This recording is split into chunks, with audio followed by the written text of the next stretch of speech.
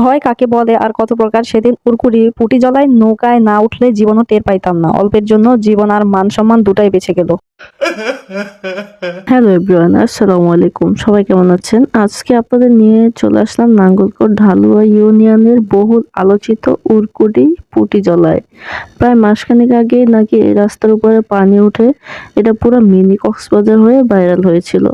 তো এত সুন্দর একটা ভাইরাল স্পটে আমরা আসবো না তা কি হয়? তাই আরিয়াইজা, বাবনের ফ্রেন্ড এবং তার ভাগ্নি সহ পুরো টিম মিলে একটা অটো ধরে সোজা চলে আসলাম উড়কুড়ি পুটি জ্বলায়। কিন্তু আইসা দেখি আরে ভাই, রাস্তার উপরে তো এক ফোঁটা পানিও নাই। অবশ্যই দুপাশে পানি আছে আর উপরে নীল আকাশটা দেখতে বেশ লাগছিল। পরিবেশটা এত জমজমাট যে মধ্যবয়সী খালাম্মারাও বসে বসে গল্প করছে আর ফুচকা আচার খাচ্ছে।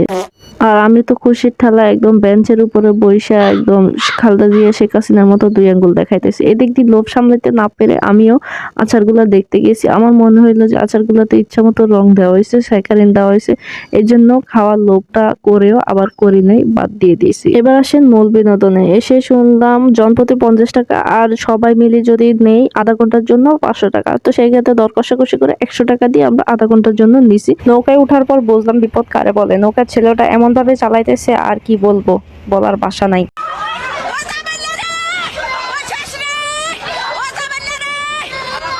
এদিকে তো ভয়ে সবাই চিল্লাচিল্লি শুরু করে দিয়েছে, আর ঢং করা কিন্তু কেউই বন্ধ করে নাই। তো যাক, মনে মনে ভাবতেছি কোন রকম মান সম্মানটা নিয়ে খালি পারে উঠতে পারি কিনা, কারণ যদি নৌকাটা ডুবা যায় তাহলে মান সম্মান সব শেষ। মাত্র 7-8 মিনিটের মাথায় নৌকার ছেলেটাকে এক প্রকার জোর করে পারে নিয়ে গেলাম। মনে হয় নতুন জীবন পাইলাম, সাথে মান সম্মানও বাঁচাইলাম। এরপর সেখান থেকে ব্যাক করে অটো নিয়ে সোজা চলে গেলাম ঐতিহ্যবাহী চিলপাড়া ব্রিজ।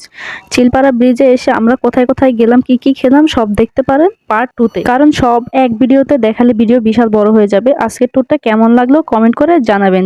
দেখা হবে পরের পার্টে। আল্লাহ হাফেজ।